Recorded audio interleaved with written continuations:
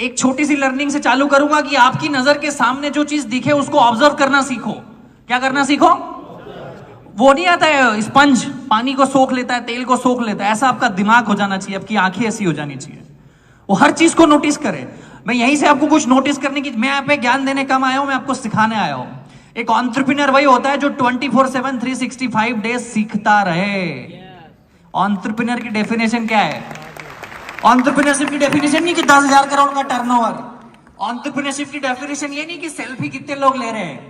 Entrepreneurship की definition ये नहीं कि वाहवाही कर रहे हैं लोग। एंटरप्रेन्योरशिप की डेफिनेशन है कि पहले खुद का जुगाड़ कर लो, फिर आस पड़ोस का करो, फिर समाज का करो, फिर प्रदेश का करो और फिर देश का करो। करेक्ट? एंटरप्रेन्योरशिप ये है। घर बेच के तीरथ नहीं होता है। खुद कुछ करोगे नहीं, ज्ञान दोगे तो उससे कुछ होने जाना नहीं है। तो मैं बताता हूं, अब यहां पे आपको क्या नोटिस आ रहा है? अच्छा, मेरी दुकान लगेगी तो मुझे बोल्ड में मेरी दुकान का नाम लगाना है।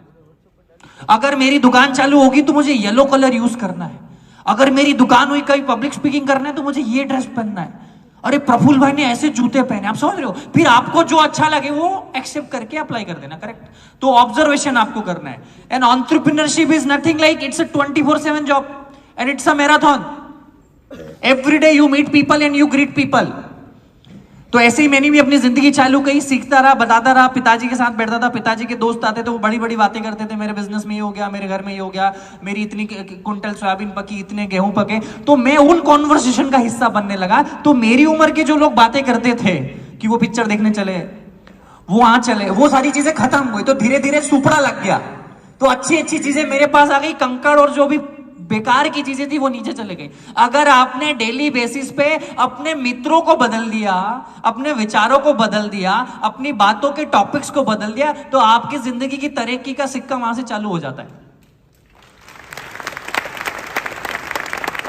तो ये धीरे धीरे चालू करने किया। वहीं एजुकेशन ले ली, 11th-12th में कॉमर्स किया, बैचलर ऑफ कॉमर्स पढ़ा, साथ में सीएफए पढ़ना चालू किया, लेवल 1 भी क्लियर किया।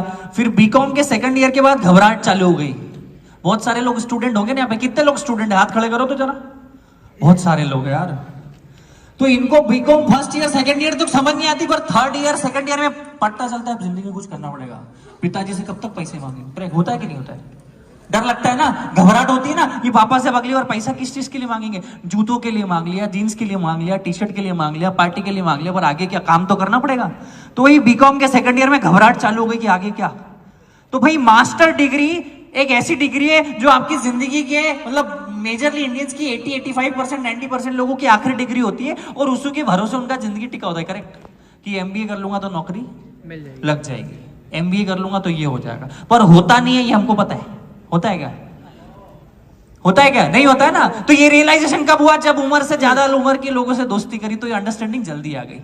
तो मेरे को पता चल गया कि कुछ होगा नहीं, फिर भी कोशिश करी। कैट जीमेट की 2 साल प्रिपरेशन करी, 82-83 परसेंटाइल तक गए। पर भैया बड़े बड़े जो कॉलेज है उनमें तो 95 परसेंटाइल चाहिए, 98 परसेंटाइल चाहिए।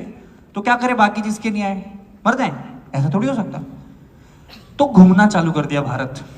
19 साल की उम्र का था, ट्रकों में बसों में हाथ देके भारत घूमना चालू कर दिया। बहुत अच्छा लगा घूमना, लोगों से मिलता था, क्या खाते हैं, क्या पीते हैं, आपका नाम क्या, आपके पिताजी क्या करते हैं, मामा जी क्या करते हैं, काय का धंधा है, व्यापार कैसे करते हैं, ऐसे सवाल पूछने लग गए। तो क्या दूसरी सीख है यहाँ पे कि सवाल पूछना चालू करो।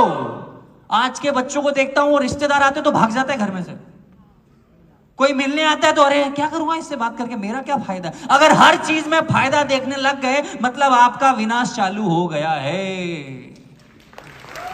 हर चीज में फायदा अगर देखने लग गए हो कि इससे मिलके क्या मिलेगा, ये मेरे को कोई पैसे थोड़ी दे रहा है, ये मेरे फॉलोअर थोड़ी बढ़ा रहा है, ये मेरी जिंदगी में कुछ कर थोड़ी रहा है, मेरे को क्या फायदा, मेरे को क्या फायदा, मेरे को क्या फायदा के चक्कर में सबसे बड़ा नुकसान हो रहा है जिंदगी में।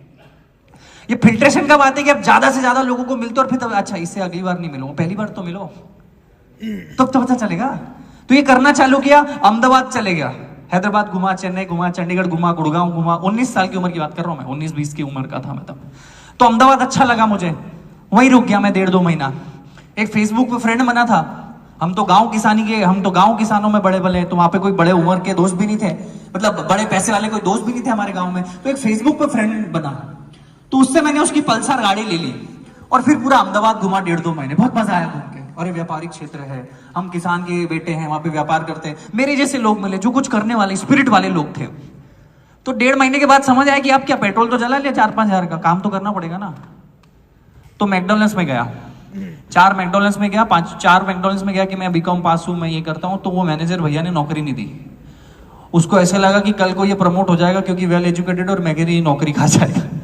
तो 5वें मैकडॉनल्ड्स में जाके बोला, सर मैं 10वीं पास हूं, मेरे को नौकरी दे दो। कभी कभी झूठ बोलना भी पड़ता है। तो उनने नौकरी दे दी, 37 रुपए घंटे में वेटर की नौकरी करी 5 महीने मैकडॉनल्ड्स में। क्यों मैकडॉनल्ड्स में करी? एक ही रीजन था कि अमेरिकन क्या करते हैं। जेफ बेजोस ने भी वहां भी नौकरी करी। तो यहाँ पे क्या सीख है? अगर जिंदगी में समझ नहीं आ रहा है कि क्या करे, तो ये समझ लो कि जो जिस आदमी को आप सक्सेसफुल समझते हो ना, उसकी आदतों को कॉपी पेस्ट भी कर लोगे ना, कहीं तो कहीं पहुंच ही जाओगे।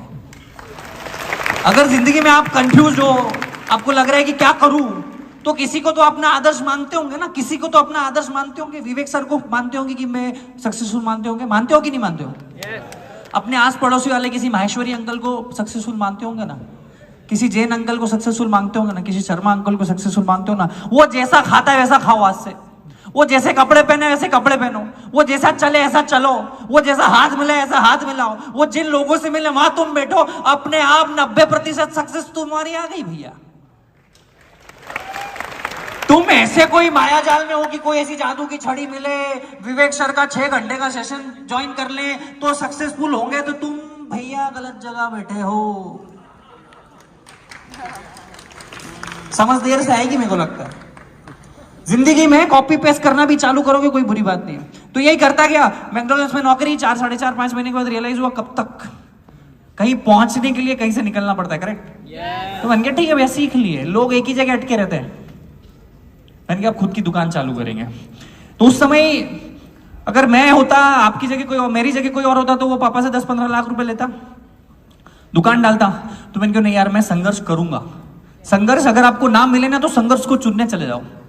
संघर्ष अगर किसी कारणवश आपको नहीं मिला है, आपके माँ बाप ने बहुत मेहनत करके अगर आपको संघर्ष नहीं करने दिया, जो कि आज के माँ बाप का सबसे बड़ा दुख है। आप बहुत सारे लोग यहाँ पे माँ बाप होंगे, आप इसलिए मेहनत करते हो, इसलिए दिन रात संघर्ष करते हो कि आपकी औलाद संघर्ष ना करे। ये अपने आप में बहुत बड़ा संघर्ष है।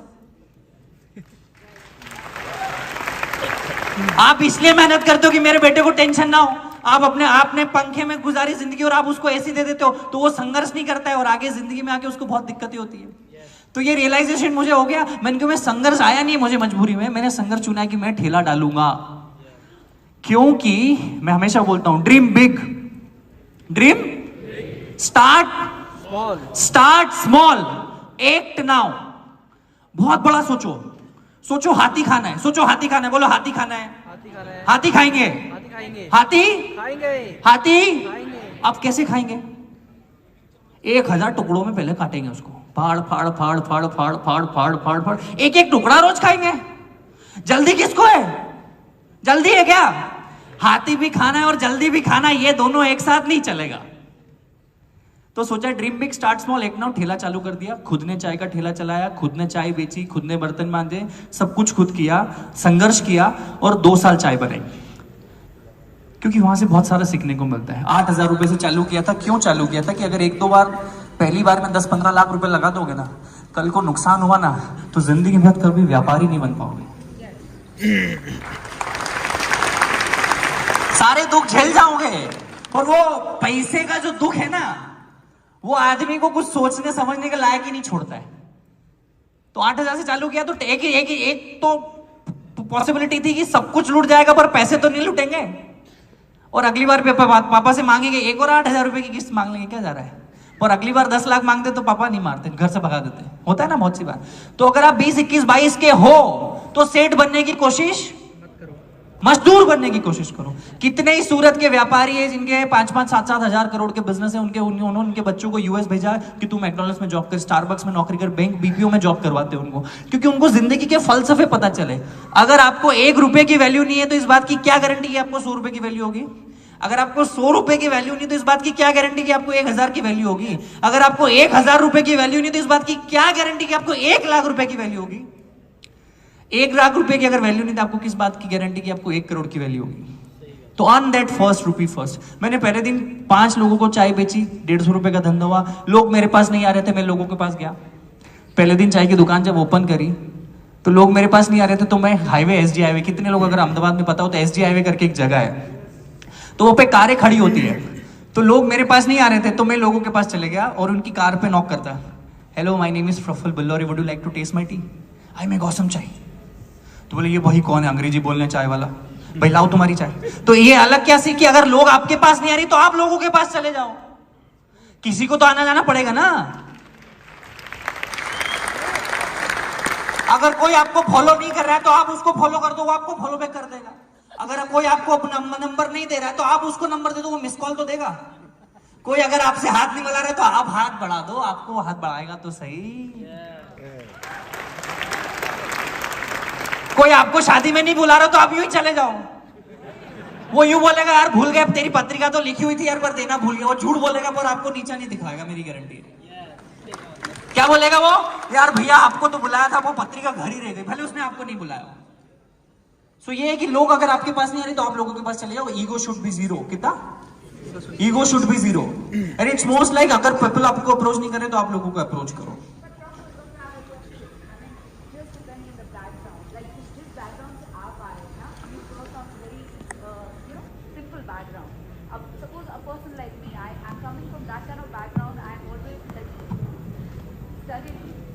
वो मैं वही बोल रहा हूं ना कि हम लोग बैकग्राउंड से फर्क नहीं पड़ता है। कर्मण्येवाधिकारस्ते मा फले सुखदाचन।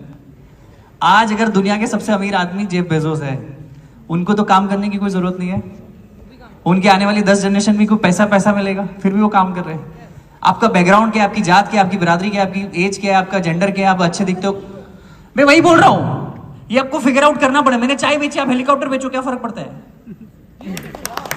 आपका बैकग्राउंड अगर स्ट्रांग है तो आप कुछ और बेचो ना।